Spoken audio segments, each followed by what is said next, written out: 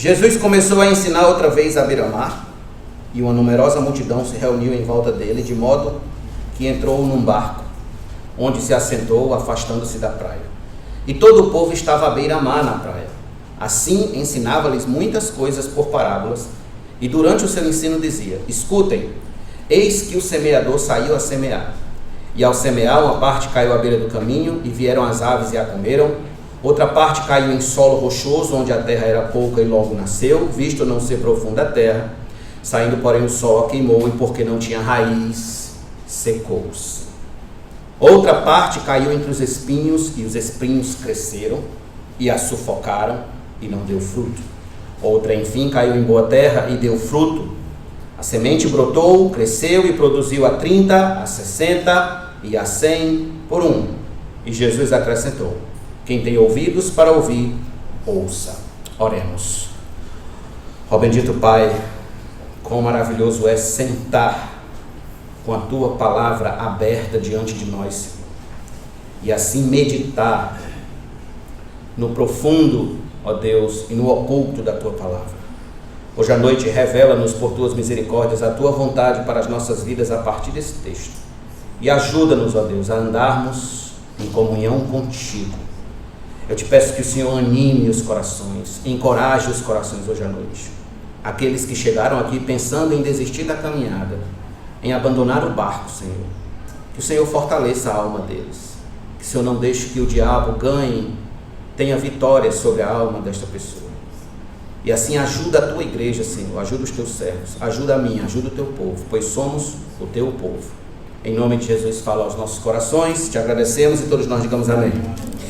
Mais uma vez a gente segue considerando a parábola do semeador, entendendo que aqui Jesus está advertindo os seus discípulos de que existem reações diferentes que ocorrem no coração dos homens quando eles ouvem o Evangelho. Nós já explicamos que a semente é a palavra de Deus, explicamos que o semeador é Cristo, ou qualquer outro pregador fiel do Evangelho, e por fim mostramos que o solo onde cai a semente, na verdade é o coração, é onde a semente é semeada. Se faz mistério, se faz necessário dizer mais que não há 4 tipos de corações espalhados entre a raça humana, só há um tipo de coração: um coração caído, um coração pecaminoso, um coração rebelde contra Deus e que precisa ouvir o Evangelho. É só esse tipo de coração que existe nesta terra, neste mundo. O que temos visto, irmãos, é que quando o Evangelho toca no coração de um homem ou de uma mulher, espontaneamente há uma reação. Ou uma reação de aceitação, ou uma reação de rejeição. E essa rejeição, ela não necessariamente é automática. Não, ela pode ser uma rejeição gradual. Como nós já vimos em domingos anteriores, nesta parábola Jesus está advertindo os discípulos de que eles tenham alguns cuidados depois de terem ouvido o Evangelho. Eles ouviram, vocês não ouviram? Ouvimos. Pois agora eu vou dizer a vocês os cuidados que vocês devem ter. Então, primeiro ele disse: tenha cuidado com as astúcias do diabo. Versículo 3 e 4, nós explicamos isso aqui. Depois ele falou: tenha cuidado contra as forças desanimadoras das provações. Quando as provações vêm, e se o Evangelho não tiver enraizado profundo na sua alma, você se desanima e cai. Nós explicamos no versículo 5 e 6. E hoje nós vamos ver o terceiro cuidado que a gente deve ter. Tenha cuidado com as seduções enganadoras do mundo. Tenha cuidado contra as seduções enganadoras deste mundo, deste sistema maligno que está aí fora.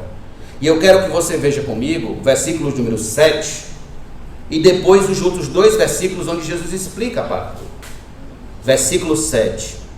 Outra parte caiu entre os espinhos, e os espinhos cresceram e a sufocaram e não deu fruto. Agora veja o verso 18 e 19. Os outros, os semeados entre os espinhos, são os que ouvem a palavra, Mas as preocupações deste mundo, a fascinação da riqueza e outras ambições aparecem e sufocam a palavra e ela fica infrutífera. Preste atenção. Aqui temos algumas pessoas que ouviram a palavra e elas seguiram vivendo o evangelho. Lembra que eu falei domingo passado? Existem pessoas que ouvem o evangelho, na segunda-feira perdem. Tem outros que na terça-feira é que eles perdem. Esses aqui são os que perdem na quarta-feira. Eles não chegam até quinta, porque na quarta-feira eles já perderam. Então, eles não perderam aqui o evangelho para o diabo. Também eles não perderam pelos desconfortos das provações. O que Jesus está dizendo é que no decorrer dos dias, essas pessoas foram surpreendidas por um inimigo novo. Qual é esse inimigo novo? O mundo. O sistema de vida mundano. Os rudimentos do mundo. O que é rudimento, pastor? Rudimento significa os elementos básicos, os mais básicos. E esses elementos básicos, esses rudimentos do mundo, são justamente os espinhos. E Jesus diz que esses espinhos crescem, eles vão crescendo, eles vão tomando corpo. Então eles sufocam o crescimento, o frutificar do evangelho no coração.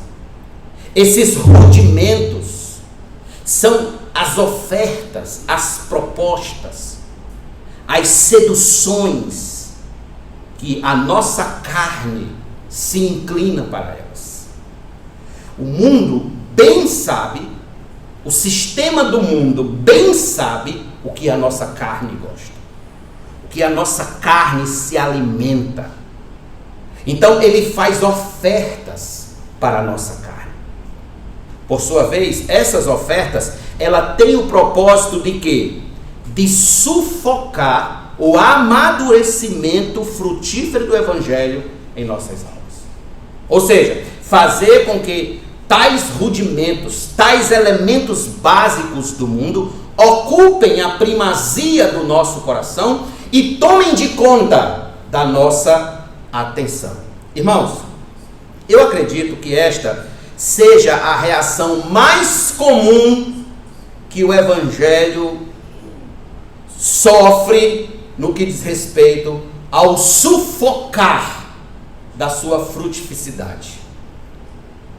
É a reação mais comum. Você já ouviu falar daquela expressão, o irmão Raimundo, um pé na igreja e outro no mundo? Entenda, eu não estou falando que todo Raimundo que é crente tem um pé na igreja. O que eu estou dizendo é uma expressão cotidiana que as pessoas usam, né, só para rimar Raimundo com igreja e mundo.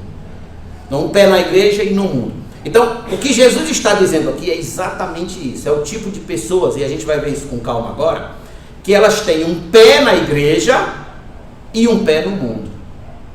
Elas nunca estão num lugar firme. Ou ela está lá e cá, é o chamado lá e lô, né? Sabe? Os dois pés em duas canoas.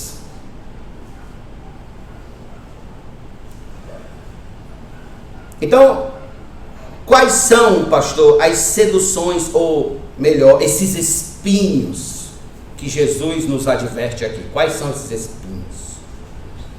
3 espinhos eu vou trazer para vocês hoje à noite. O primeiro é o seguinte: preocupação excessiva com esta vida. Preocupação excessiva com esta vida. Veja comigo o versículo número 19, por favor. Diz assim, ó. Mas, ele tinha acabado de falar, os semeados entre os espinhos, então ele vai dizer, mas as preocupações deste mundo. Só até aí. Ouça. Jesus sabe que por natureza nós somos dados a viver preocupados e ansiosos. Ele sabe. Sabe que somos seres que corremos, preocupados, ansiosos, para um lado, para o outro, com nossos afazeres. Está tais coisas, quando ocupam o nosso tempo, elas geram um desgaste terrível para o nosso coração. Por quê? Porque o homem que vive preocupado com esta vida, com este mundo, com esta existência apenas, é alguém cujas forças são enfraquecidas pelo medo. Aliás, eu diria por alguns medos. E um deles é o de não se dar bem na vida. Outro medo é o medo de perder os confortos deste mundo. É o medo do fracasso. E tantos outros medos. E a pessoa que vive tomada de medos, medos que tomam conta das pessoas deste mundo, o evangelho não frutifica nelas. Porque o coração delas está tomado de medo, de preocupação com as coisas desta vida, com as coisas deste mundo. O evangelho não amadurece num coração tomado por preocupações e temores mundanos. No Sermão do Monte, nosso Senhor disse aos discípulos que eles não deviam andar ansiosos, preocupados, nem com o que comer, nem com o que beber, nem com o que vestir.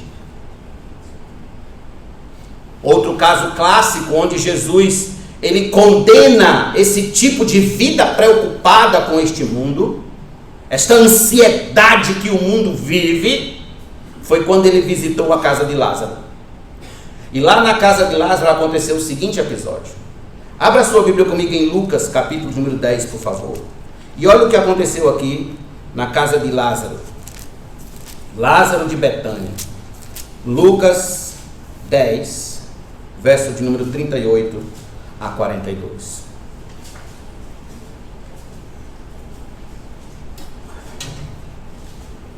Verso de número 38. Quando eles seguiam viagem, Jesus entrou numa aldeia, e certa mulher chamada Marta hospedou-o na sua casa. Marta tinha uma irmã chamada Maria, que assentada aos pés do Senhor, ouvia o seu ensino. Grife aí essa palavra, assentada aos pés do Senhor, ouvia o seu ensino. Verso 40. Marta agitava-se de um lado para outro, ocupada em muitos serviços. Então se aproximou de Jesus e disse: o Senhor não se importa com o fato de minha irmã ter deixado que eu fique sozinha para servir? Diga-lhe que venha me ajudar. Mas o Senhor respondeu: Marta, Marta, você anda inquieta e se preocupa com muitas coisas, mas apenas uma é necessária. Maria escolheu a boa parte, e esta não lhe será tirada. Você se preocupa com muitas coisas, Marta. Tire o nome de Marta e bote o seu. Você se preocupa com muitas coisas, fulano. Você se preocupa com muitas coisas. Marta estava tão preocupada com os afazeres que estava desperdiçando a presença de Jesus. Marta representa muito bem a mim e a você. Quando preocupados, afadigados, desgastados, ansiosos com os afazeres deste mundo, desta vida, nós desperdiçamos uma vida com Cristo. Nós desperdiçamos a melhor parte. A parte que não nos será tirada, a gente desperdiça. Nos tornamos homens e mulheres sempre sufocados, nervosos, tensos, cheios de compromissos. Homens e mulheres que nunca relaxam, nunca fecham um negócio, nunca tiram uma folga, nunca param de trabalhar, nunca abrem a mão de nada pelo evangelho, estão sempre correndo atrás do último corte de cabelo, da última roupa, da última moda, do último sapato, estão sempre com o domingo compromissado com as coisas deste mundo. É o futebol, é o churrasco, é a praia, é o aniversário do vizinho, estão sempre envolvidas em relacionamentos amorosos doentios, estão constantemente indo a consultórios médicos, tomando remédios psicotrópicos e tudo mais, estão sempre com medo da morte, medo de doenças, medo da falência financeira, pessoas preocupadíssimas com este mundo, com esta vida, encharcadas com as preocupações deste mundo, o coração tomado de preocupação. Infelizmente somos uma geração doente. tomada por preocupações corrosivas com esta vida. E o Evangelho está ali, sempre sendo sufocado, sempre os espinhos crescendo e sufocando, o mundanismo crescendo e sufocando, ao ponto de que a gente não tem prazer na leitura da Bíblia, a gente não tem prazer em orar, a gente não tem prazer em estar numa escola bíblica, a gente não tem prazer nos devocionais, a gente não tem prazer em ouvir louvores, porque sempre tem algo sufocando a hora de ler a palavra, a hora de vir ao culto, a hora dos compromissos com a igreja, a hora de visitar um irmão. Tem sempre alguma coisa sufocando o Evangelho, e são coisas deste mundo, e mais, são coisas lícitas. A maioria das coisas que nos atrapalham em viver para Deus são coisas lícitas, não são coisas ilícitas. São coisas lícitas as quais tomam o primeiro lugar do nosso coração, a primazia. Então a gente vive preocupado com aquilo o tempo todo, constantemente. Eu concordo que existe a preocupação responsável, é óbvio que existe a preocupação responsável, mas toda preocupação que vai além do limite, ao ponto de você deixar Cristo em último lugar na sua vida, essa preocupação, ela é mundana, ela é maligna e ela é mortal. Ouça, irmãos, é contrário às leis da lógica você encontrar um homem que diz ter fé em Deus, mas vive morto, preocupado com o amanhã. A gente costuma dizer, o futuro pertence a Deus. A gente diz isso o tempo todo. A gente só não crê nisso, porque a gente vive preocupado com o futuro. Se o futuro pertence a Deus, e se eu sou de Deus, então tudo está resolvido. Nada está fora do lugar. Nada. Então, a preocupação com este mundo, ela é o espinho que sufoca o frutificar natural do Evangelho em nós. Homens preocupados com este mundo, mulheres preocupadas com este mundo o tempo todo. Eu pergunto, quais são as suas preocupações? Faça uma análise rápida da sua vida. Das suas últimas 24 horas, o que tem preocupado o seu coração? O que tem agoniado o seu coração? O que tem sufocado você? Quais são as preocupações que têm lhe roubado as forças de viver integralmente para Deus? Quais são as preocupações que têm ocupado o lugar do Evangelho de Cristo no seu coração? Quais são as preocupações que têm sufocado os frutos do Evangelho na sua vida? Quais são? Você sabe. Responda para você e para Deus. Neste instante, Deus está olhando diretamente para o seu coração. Paulo escreveu dando o remédio para esse tipo de preocupação. É só a gente colocar em prática. E sabe qual é o remédio? Abra sua Bíblia em Filipenses, capítulo número 4, por favor. Filipenses 4.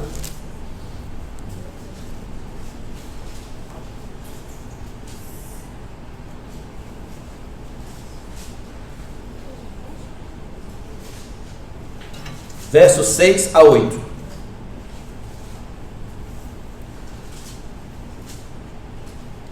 Não fiquem preocupados com coisa alguma, mas em tudo sejam conhecidas diante de Deus, sejam conhecidos os pedidos de vocês, pela oração e pela súplica, com ações de graça. E a paz de Deus, que excede todo o entendimento, guardará o coração e a mente de vocês em Cristo Jesus. Mas calma, não parou não. Olha o versículo 8. Finalmente, é como se ele dissesse assim, espera ainda que eu vou falar para você, ainda tem mais uma coisa, mais um efeito. Irmãos, tudo que é verdadeiro, tudo que é respeitável, tudo que é justo, tudo que é puro, tudo que é amável, tudo que é de boa fama, se alguma virtude há, se algum louvor existe, seja isso o que ocupe o pensamento de vocês. Seja isso seja essa, em outras palavras. Se preocupem com isso. Se preocupem com o que é respeitável, com o que é justo, com o que é puro, com o que é amável, com virtude, com louvor. Se preocupem com isso, com o que é verdadeiro. E a paz de Deus, que excede todo o entendimento, guardará o coração de vocês. E a paz de Deus. Este é o problema. É que a gente, quando rejeita Cristo, a gente não entende que estamos rejeitando a paz de Deus. Então, esse é o primeiro espinho que cresce e sufoca o Evangelho em nós. O segundo espinho, anote aí. A fascinação das riquezas. A fascinação das riquezas. No versículo 19, Jesus falou, foi o segundo item, ele disse claramente, mas as preocupações deste mundo, a fascinação das riquezas.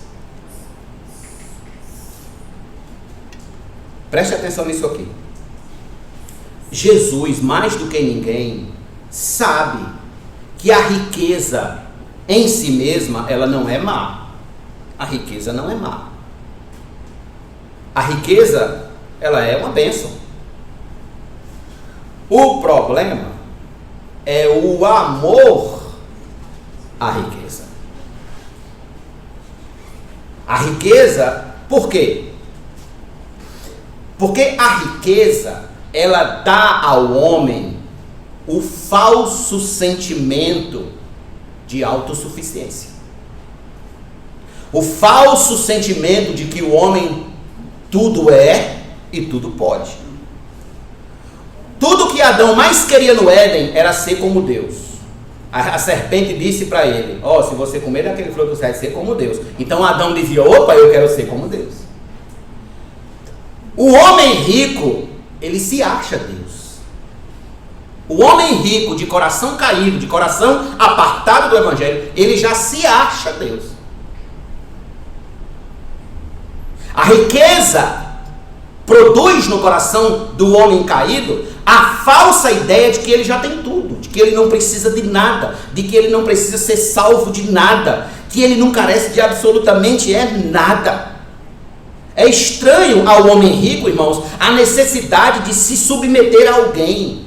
Um homem rico não gosta de se submeter a alguém, se submeter a um senhor, a alguém mais poderoso do que ele, tendo em vista que a sua visão não alcança outra coisa, outro limite que não seja as suas reservas de poder.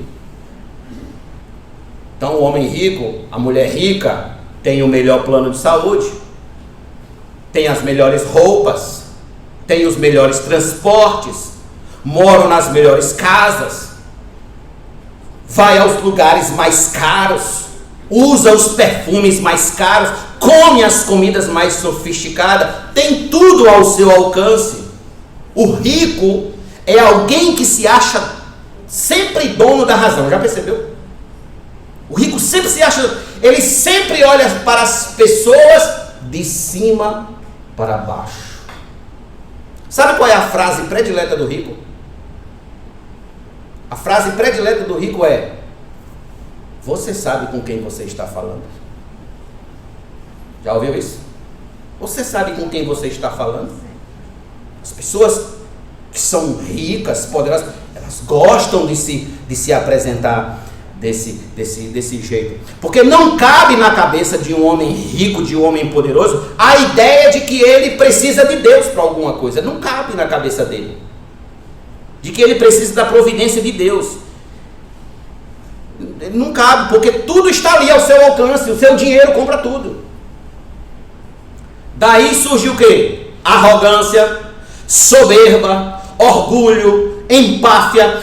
É o espinho que sufoca e impede que ele se enxergue como pecador, como miserável, como carente, como perdido, como necessitado da glória de Deus, do amor de Deus, da providência de Deus. Ele não consegue se enxergar assim. Por quê, pastor? Porque a riqueza dele sufoca, não deixa que ele se enxergue como carente e como necessitado de Deus. Aí, Jesus estava no auge do seu ministério e ele topou com um jovem muito, muito rico, que queria muito, muito ir para o céu, igual eu e você. Muito, muito ir para o céu. Mas só que aquele jovem tinha um problema. Qual era o problema? Era esse aqui, ó. Abra aí em Lucas 18, por favor. Lucas 18.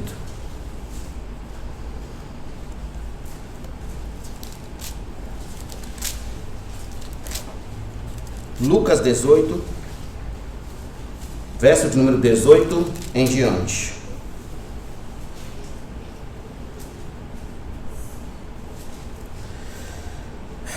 Jesus, vendo-o assim triste, disse... Vamos no verso 18, perdão, está lá no 24. Certo homem de destaque, em outro texto fala de jovem, inclusive Lucas colocou aqui na epígrafe jovem. Certo homem de destaque perguntou a Jesus: bom mestre, que farei para herdar a vida eterna? Jesus respondeu: por que você me chama de bom? Ninguém é bom a não ser um que é Deus. Você conhece os mandamentos? Não cometa adultério, não mate, não furte, não dê falso testemunho, honre seu pai e sua mãe. Então o homem disse: tudo isso tenho observado desde a minha juventude. Ouvindo isso, Jesus disse-lhe: uma coisa ainda falta a você. Venda tudo o que tem, dê o dinheiro aos pobres e você terá um tesouro nos céus. Depois venha e siga-me. Mas ouvindo ele estas palavras, ficou muito triste, porque era riquíssimo. Tudo que ele mais queria era herdar a vida eterna. Só que ele queria levar tudo com ele para lá. Ele acha que o carro funerário tem reboque, e não tem.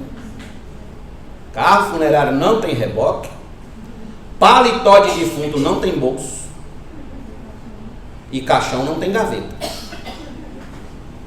Ele achava que poderia levar tudo com ele. Então Jesus tocou aonde? No calo do seu coração. Qual era o calo do seu coração? A fascinação da riqueza.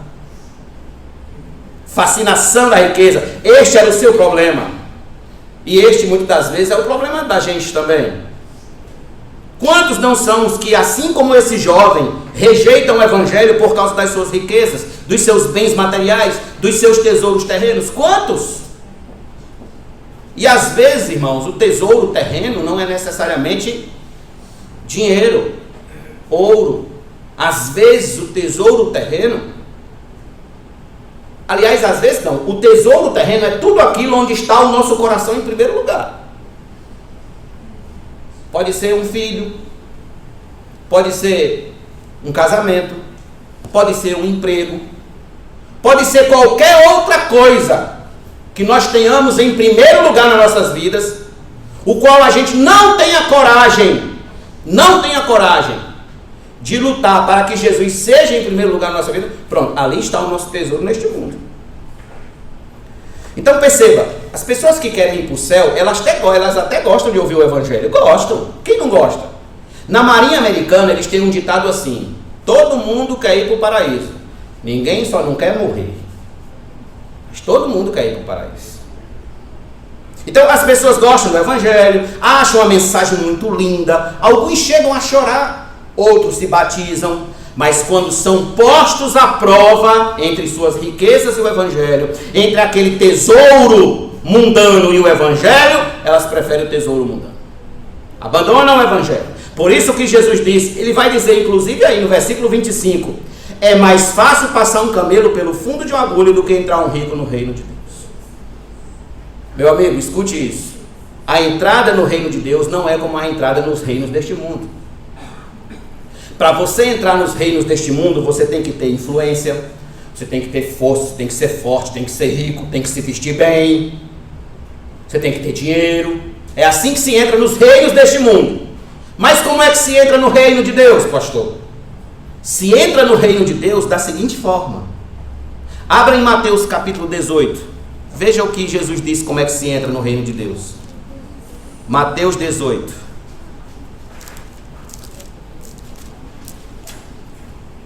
Verso de número 1 a 4.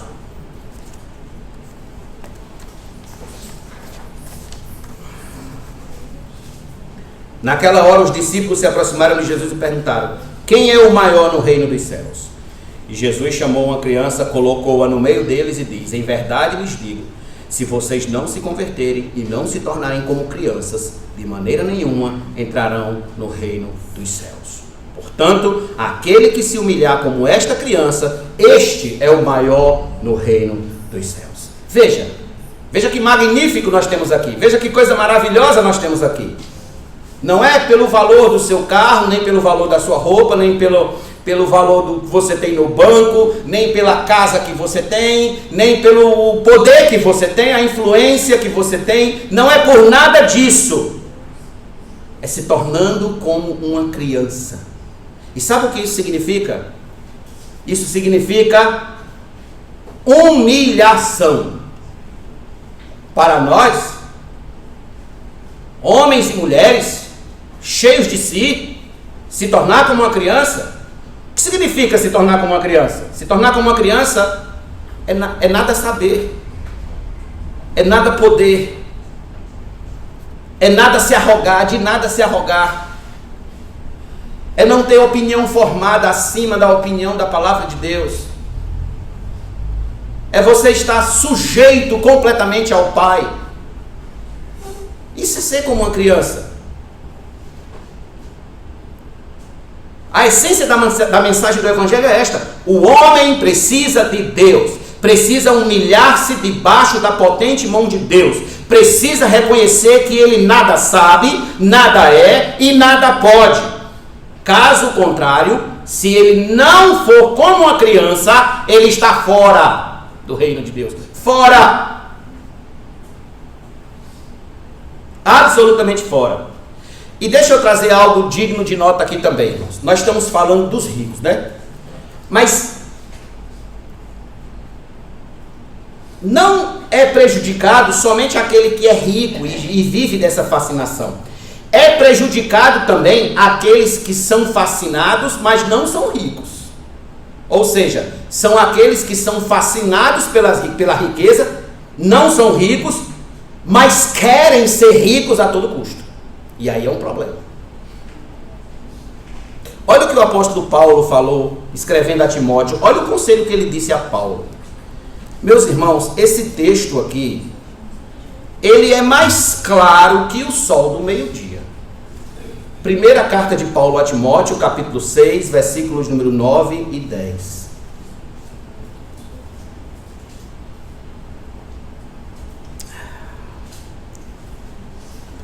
Veja, mas os que querem ficar ricos caem em tentação, em armadilhas e em muitos desejos insensatos e nocivos que levam as pessoas a se afundar na ruína e na perdição. Quem são os que se arruinam e se afundam na perdição? Os que querem ficar ricos. Aí verso 10. Porque o amor ao dinheiro é a raiz de todos os males. E alguns nessa cobiça se desviaram da fé e atormentaram a si mesmos com muitas dores.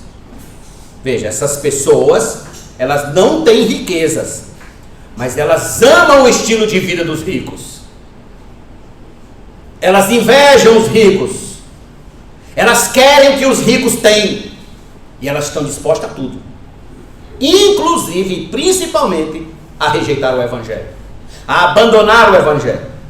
Incontável é o número de pessoas que estão diariamente se desviando da fé por causa do amor ao dinheiro. Existe hoje, alguns aqui não conhecem, mas existe hoje, por exemplo, um grupo de pessoas conhecida como desigrejados, são os desigrejados, que eles se afastaram da igreja porque eles não querem de modo algum contribuir com oferta ou com dízimo na casa do Senhor. Eles dizem que isso aí foi para o Antigo Testamento, era coisa do Antigo Testamento, não tem mais nada a ver com hoje, e eu posso servir lá da sala da minha casa, sem precisar estar em negócio com igreja, porque igreja sou eu, igreja não é parede, igreja sou eu. Eles estão errados do começo ao fim. Esse tipo de pensamento está errado do começo ao fim. Igreja é um corpo de pessoas reunidas. Eu sou igreja, mas para eu ser igreja eu preciso de outras igrejas juntos comigo também. Então as pessoas que são com o coração apegado ao dinheiro, para elas ofertar, dizimar na casa de Deus, é uma luta muito grande, é um problema muito sério. É um problema muito sério. Porque não é a quantia, é o coração. Vocês pensam mesmo que Deus olha para quanto vocês dão? Deus não olha para quanto vocês dão. Deus olha para o coração de vocês. Como vocês dão? Se vocês estão dando com alegria ou não. Depois vejam aquele texto que fala sobre a viúva. A viúva que depositou apenas 2 moedinhas. E foi a única oferta que foi aceita naquele dia no culto lá no templo. Porque Jesus deixou muito claro. Ela deu tudo o que ela podia dar em adoração a Deus. Enquanto os outros podiam dar somas grandiosíssimas, mas o coração não estava em adoração a Deus. Então, amados irmãos, precisamos ter cuidado com isso aí. Quando alguém bater na sua porta, não, que conversa é essa que você precisa estar na igreja? Corte, mande-se embora. Não, sai da minha casa, você é um herege. Pode dizer isso. Autorizado pelo pastor. Muito bem. Uma igreja inteira foi repreendida por Jesus. Vocês sabiam disso por causa do amor à riqueza? Vocês sabiam que uma igreja inteira Jesus repreendeu? Olha o que diz aqui em Apocalipse capítulo 3. Apocalipse 3.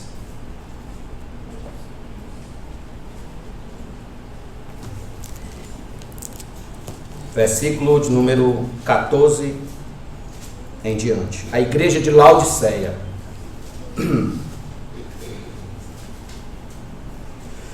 Ao anjo da igreja em Laodiceia escreva: estas coisas diz o Amém, a testemunha fiel e verdadeira, o princípio da criação de Deus.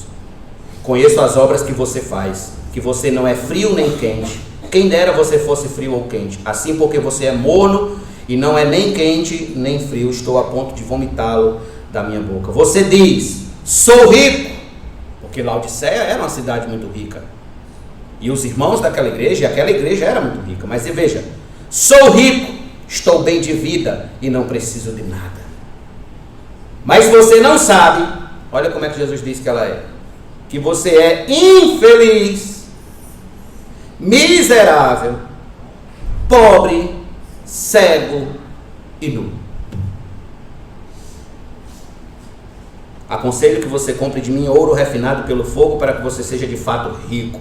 Compre vestes brancas para se vestir, a fim de que a vergonha de sua nudez não fique evidente, e colírio para ungir os olhos, a fim de que você possa ver. Eu repreendo e disciplino aqueles que amam. Sabe por que nós estamos sendo repreendidos e disciplinados hoje à noite? Pela palavra, porque Deus nos ama. Deus ama a igreja. E é por isso que ele estava repreendendo e disciplinando aquela igreja. Aqueles que amam, portanto, seja zeloso e arrependa-se. Que palavra, irmãos.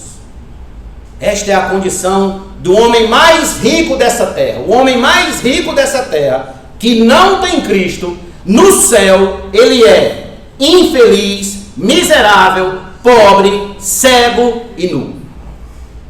A única coisa que cabe a esse homem é se arrepender e ser zeloso por Deus. Portanto, a fim de que a gente não perca o evangelho implantado em nós, lembre sempre do que Cristo diz em Mateus 6:24. Não podeis servir a Deus e a riqueza, porque há de se devotar a um e entristecer o outro. Vocês não podem servir a Deus e as riquezas. Está escrito em Mateus 6:24. Por quê? Porque o evangelho não amadurece num coração que se devota mais às riquezas do que se devota a Cristo. O coração não pode amar a dois senhores. Não pode amar a dois senhores. Muito raramente o evangelho frutifica no coração daqueles que frequentam, por exemplo, aqui em João Pessoa, o Paço dos Leões. Vocês conhecem o Paço dos Leões aqui? Vocês sabem quem se reúne lá, né? A elite de João Pessoa. Raramente o evangelho frutifica no coração daquelas pessoas. Raramente o evangelho frutifica no coração daqueles que frequentam a ala VIP do Clube Cabo Branco aqui em João Pessoa. Raramente. Sabe por quê?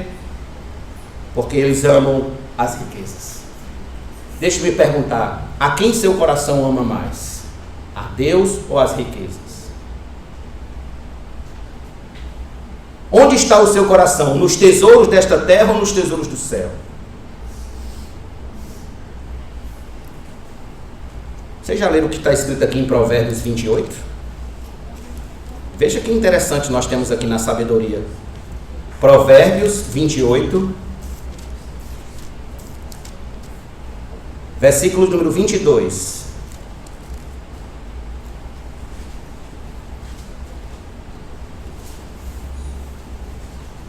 Provérbios 28, 2. O ganancioso corre atrás das riquezas, mas não sabe que a pobreza há de vir sobre ele. O ganancioso corre atrás da riqueza. Então escute, a escassez, ela é o espinho dos pobres. A riqueza é o espinho dos ricos, ou daqueles que querem ficar ricos a todo custo. Porém, há um espinho que ele é democrático, esse espinho. Ele tanto prejudica o rico quanto prejudica o pobre. Qual é esse espinho? Terceiro lugar, anote aí, os prazeres desta vida. Os prazeres desta vida. Eu quero convidar você a ver comigo o verso de número 19 mais uma vez. Mas as preocupações deste mundo, a fascinação da riqueza e outras ambições aparecem. Eu quero que você grife isso aí. E outras ambições aparecem. O que são essas outras ambições?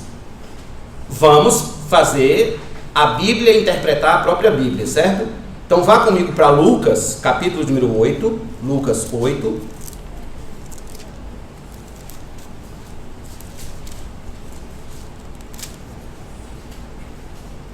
Versículo número 14. Lucas 8.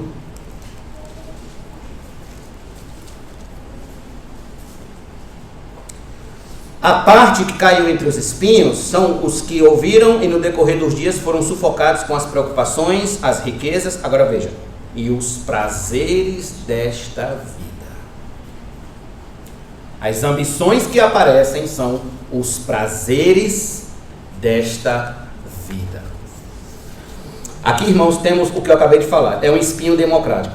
Todos os homens nascidos de Adão são homens inclinados a alimentar a sua natureza com o que Jesus está chamando de prazeres da vida.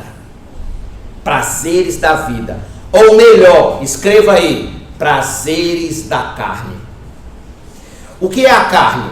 A carne na Bíblia Sagrada, ela representa a nossa natureza humana caída em pecado. Caída, rebelde contra Deus, alienada de Deus, vivendo sempre para agradar a si mesmo e nunca fazendo a vontade de Deus. É isso que é a carne. Paulo, inclusive, escreveu falando o que são as obras da carne. O que a carne gosta de fazer. Vocês lembram desse texto? Veja comigo, por favor, em Gálatas, capítulo número 5. Gálatas 5. É importante que você leia esse texto junto comigo, para você ficar alerta em relação às obras da carne.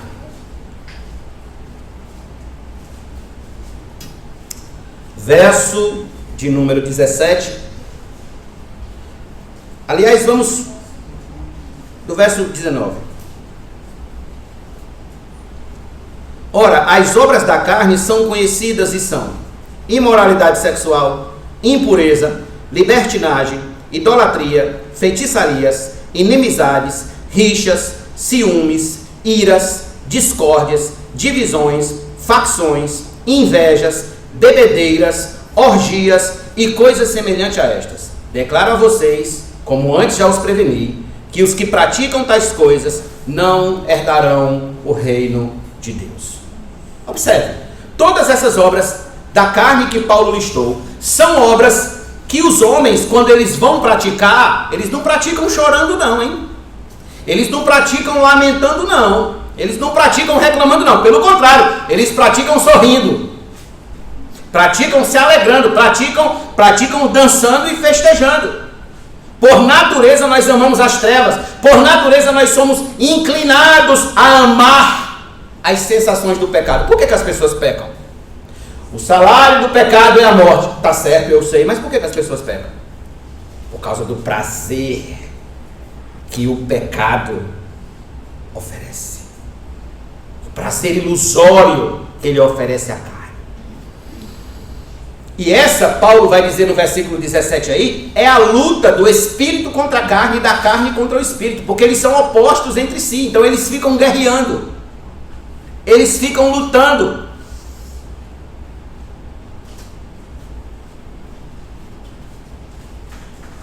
Porque o alvo da carne é nos fazer viver embriagados com os prazeres deste mundo, amando mais as trevas do que a luz.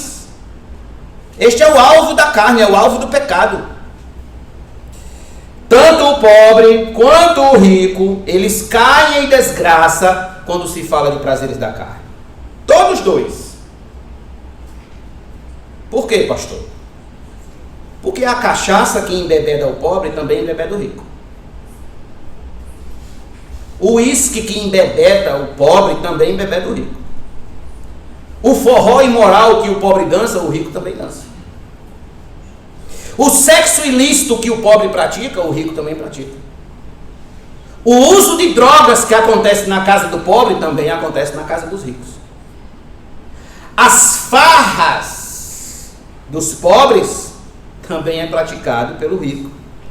O homicídio causado pelo pobre também é causado pelo rico. A idolatria praticada pelo pobre também é causada pelo rico.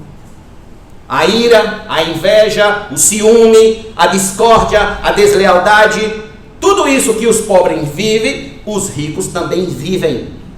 E eles têm prazer nisso. O coração de ambos está absolutamente envolvido em tudo isso. E é aqui onde mora o perigo, amado irmão. Cuide disso, cuide. Cuide.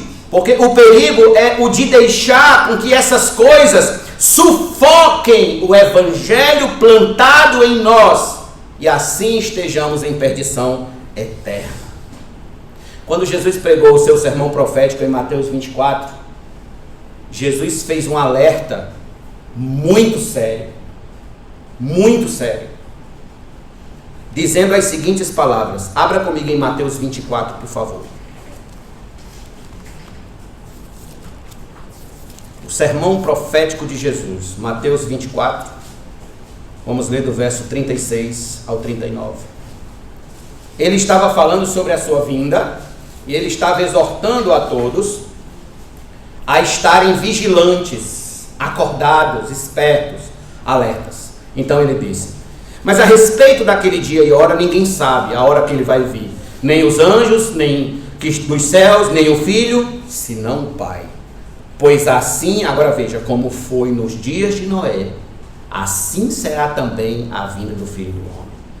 Pois assim como nos dias anteriores ao dilúvio, comiam e bebiam, casavam e davam-se em casamento, até o dia que Noé entrou na arca, e não perceberam até que veio o dilúvio e os levou a todos. Assim também será a vinda do Filho do Homem. Assim como foi nos dias de Noé. Como era no dia de Noé?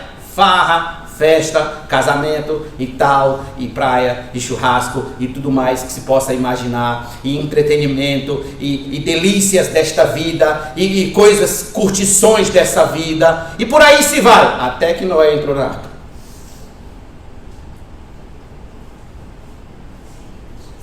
Eu pergunto, não estão os homens e as mulheres da mesma forma?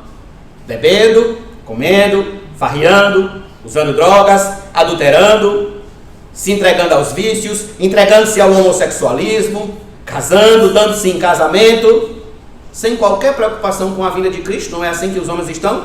Tudo isso era muito comum nos dias de Noé. Tudo era muito comum. Lá estava ele avisando: vai chegar o dilúvio. Vai chegar o dilúvio, hein?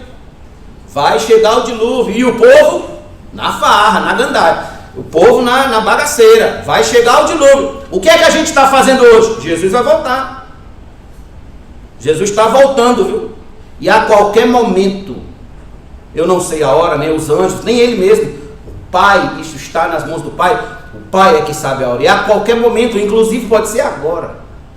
Mas Jesus está voltando. Ele vai chegar. E quando ele voltar, como é que ele vai nos encontrar sobre a terra? Como encontrará o nosso coração? Como encontrará o Evangelho em nosso coração? Eu lamento dizer que no coração de muitos, o Evangelho já foi sufocado pelos prazeres desta vida. Sabe uma coisa que eu me preocupo muito, irmãos? É de Jesus voltar exatamente naquela hora em que eu dei uma desculpa mentirosa para não ir ao culto naquela noite. Ou ele voltar na hora em que eu estiver me deleitando com aquele meu pecado predileto. Ou na hora que ele volte, na hora em que eu abandone o povo de Deus e vá viver a minha vida em qualquer outro lugar. Eu não sei a hora. Ali estavam os discípulos, eles estavam ouvindo atentamente a explicação da parábola, e por certo pensaram: eu tenho de ter cuidado, tenho que ter cuidado com os espinhos, tenho que ter cuidado com os espinhos, porque eles podem sufocar o Evangelho no meu coração. Irmãos, essa deve ser a nossa postura, hoje, agora. Ter o cuidado de que os prazeres desta vida, de que as preocupações deste mundo e de que a fascinação das riquezas não sufoquem o Evangelho pregado a nós. Não sufoquem. Permita-me ler um último texto com vocês, aqui em Lucas, capítulo número 21. Lucas 21.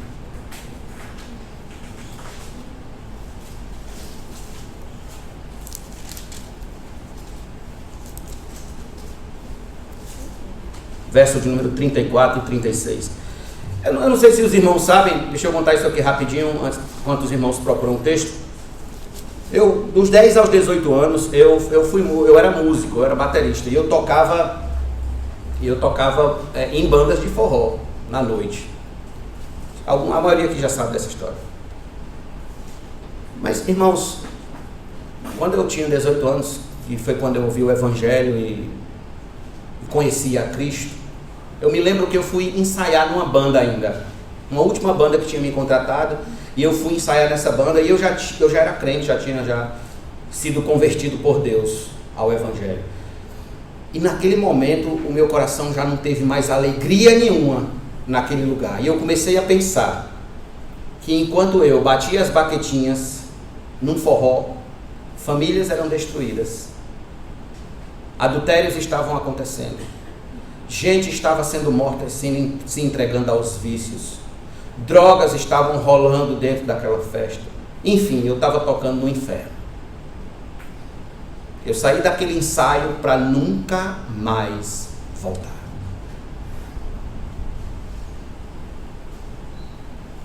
Porque eu pensava: e se Jesus voltar e eu estiver aqui? Sendo uma pecinha na engrenagem que move esse mundo sujo. Eu tinha medo. E eu dou graças a Deus porque Ele me tirou de lá. Veja comigo o versículo de número 34. Tenham cuidado para não acontecer que o coração de vocês fiquem sobrecarregado com as consequências da orgia, da embriaguez, agora veja, e das preocupações deste mundo, para que aquele dia, que é a vinda dele, não venha sobre vocês repentinamente como uma armadilha, pois sobrevirá a todos os que vivem sobre a face de toda a terra. Portanto, vigiem o tempo todo, orando, para que vocês possam escapar de todas essas coisas que têm de acontecer e para que possam estar em pé na presença do Filho do Homem. Vigiem, tenham cuidado com os deleites dessa vida, se acautelem, estejam vigilantes a todo tempo orando. É isso que a gente deve fazer, para que a gente possa estar de pé na presença do Filho do Homem quando Ele vier naquele dia.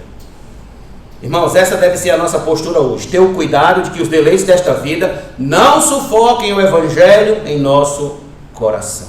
Como a gente canta aqui no nosso hino 46, que diz assim: minha vida, todo ser, quero lhe consagrar, ao seu lado vou viver, e o seu amor cantar.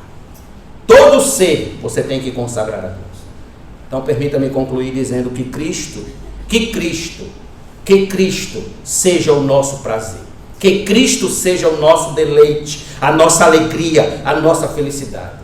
Que Cristo, que é eterno, seja o nosso prazer. Sabe por quê? Porque se o meu prazer está em Cristo e Cristo é eterno, logo o meu prazer é eterno. Para sempre eu terei um prazer e um gozo maravilhoso que nunca será tirado de mim. Cristo nunca será tirado daquele que o ama acima de todas as coisas. Tenhamos um prazer em Cristo, prazer real em Cristo, e estejamos entre aqueles que cantam o hino 51 do Cantor Cristão. No hino 51 diz assim: jamais houve alguém feliz como um cristão, o qual alcançou de Deus a bênção de seu amor, e tem a verdadeira paz com o seu Senhor, fruindo o prazer do céu, graça e perdão. Amém. Ninguém jamais foi feliz como um cristão. Quer ser feliz? Viva para Cristo e ame a Cristo acima de todas as coisas. Vamos ficar de pé.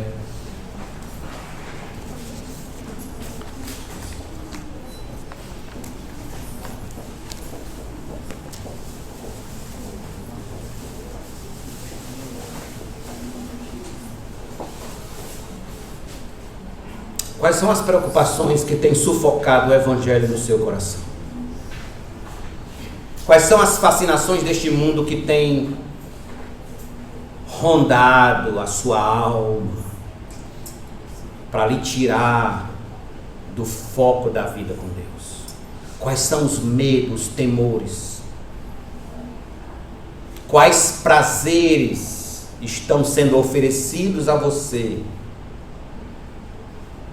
para que você abandone a Cristo? Quais? É um espinho e você tem que ter cuidado. Vamos orar. Ó Deus bendito, gracioso, grandioso,